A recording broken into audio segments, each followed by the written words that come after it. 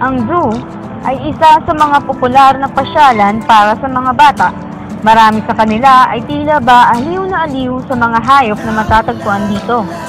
Walang anumang pangambang mababaka sa kanilang muka ukol sa kung paano nga ba nabubuhay ang mga hayop na ito sa maliit na kulungang ibinibigay sa kanila. Tila ni minsan ay hindi nila nabatid ang paghihirap ng mga ito.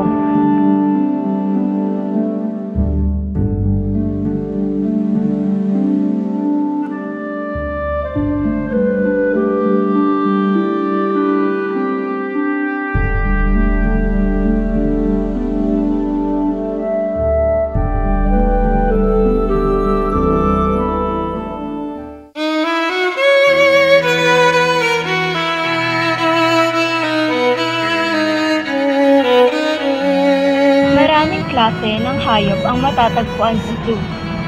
Mayroong mga mammals, iba't ibang klase ng ibon, reptiles at amphibians.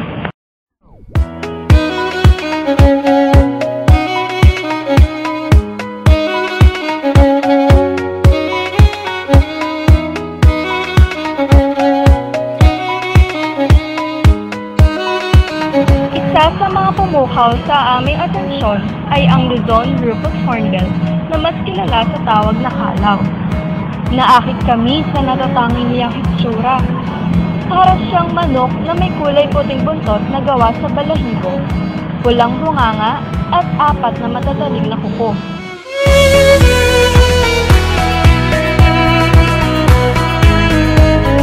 Ang kalaw o ang Buceras hydrophora ay isa sa mga ipinagmamalaking hayop ng ating bansa sapagkat dito lamang ito matatagpuan sa Pilipinas.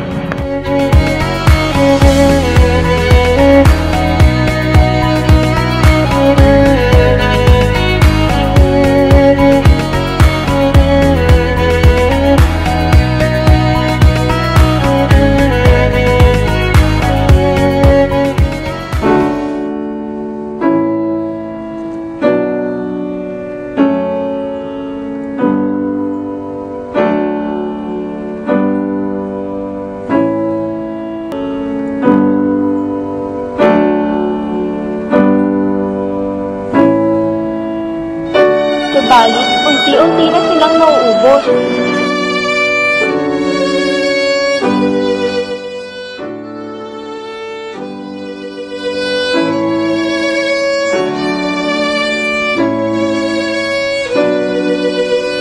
Ayon sa birdlife.org, 1,500 to 3,749 na lamang ang natitira ng lahi nito sa Pilipinas.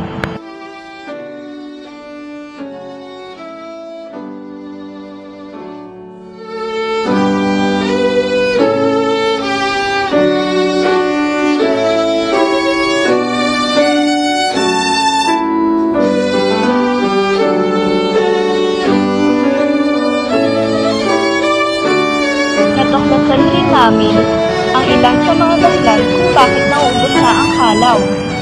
Una, tahasan ang nagaganap na panghuhuli rito dati. Ikalawa, hindi na sila pumipili ng iba pang asawa kapag namatay ang kanilang kapareha. Ikatlo, patuloy ang pagkaubos ng mga punong kanilang tinitirahan at pinagkukunan ng mga prutas na kanilang ikinabubuhay.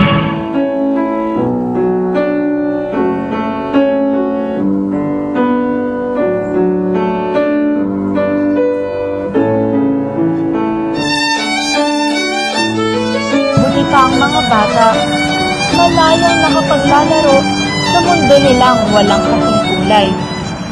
Malayang gawin kung anuman ang kanilang naisin. Samantalang ang mga hayop, patuloy ang paghihirap, ang pakikipaglaban para sa kanilang kalayaan. Yung iba, nasa kulungan. Pero yung iba naman, malaya nga, ngunit patuloy naman ang pakikipagsapalaran sa sarili nilang tahanan upang mapalayo sa mga pansamantalang hangarin ng ibang tao.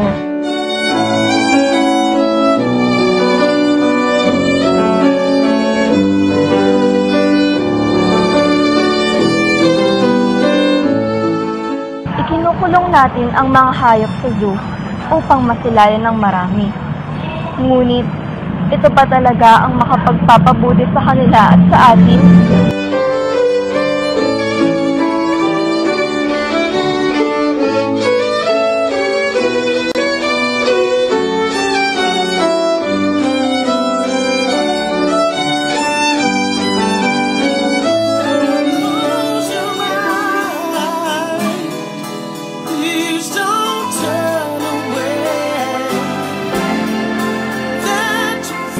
Ako po si Mary Grace Coloma, kasama ng aking mga kagrupo, Bianca Oliva, Mary Grace Escosa, Alisa Marichong, Marlon Reyes, at Alessandra Pangan.